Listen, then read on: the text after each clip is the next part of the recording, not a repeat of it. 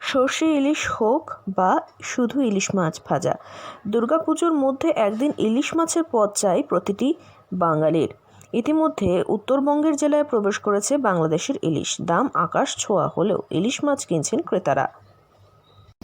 এটা আজকের থেকে আসা শুরু হয়েছে আমাদের। অ্যাকচুয়ালি আজকে 50 কেজির মতো আসছে। তো আমরা বাজারে কি হয় যে সাইজের উপরে ডিপেন্ড করে তাদের দামটা। তো আমরা সুফল বাংলা সেই বেসে 2 কেজির উপরে যেটা সেটা 1800 টাকা কেজি, যেটা 2 কেজির নিচে 1 কেজি 1.5 কেজি এরকম ওজন দাঁড়াচ্ছে সেগুলো 1650 1670 এরকম করে রেট বিক্রি হচ্ছে।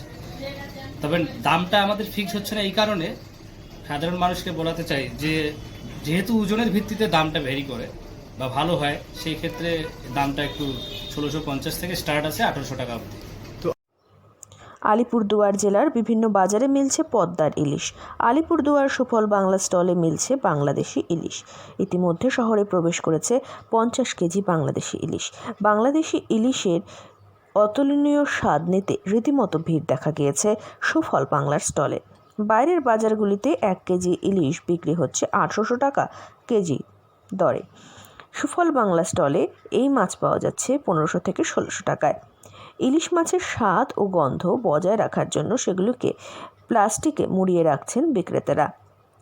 মাছ বিক্রেতা আমজাদ আলী জানিয়েছেন, পুজোর আগেই আলিপুরদুয়ারে প্রবেশ করল বাংলাদেশের ইলিশ।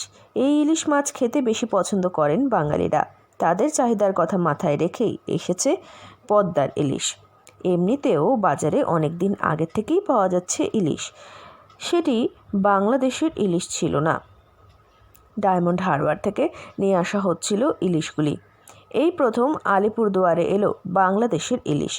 অনেক ক্রেতাকে দেখা গিয়েছে গন্ধ শুকে তারপর মাছ কিনতে।